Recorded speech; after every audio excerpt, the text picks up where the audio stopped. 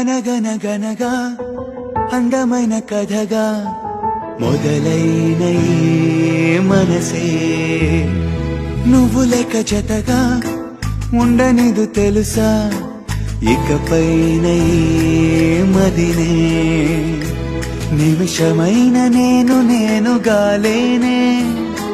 కరుగుతుంటే కలలెన్నెన్నో నిన్నలోని నిన్ను వదిలి రాలేనే తరుముతుంటే ఊహలు ఎన్నో వెన్నెల్లో ఆడపిల్లే తనా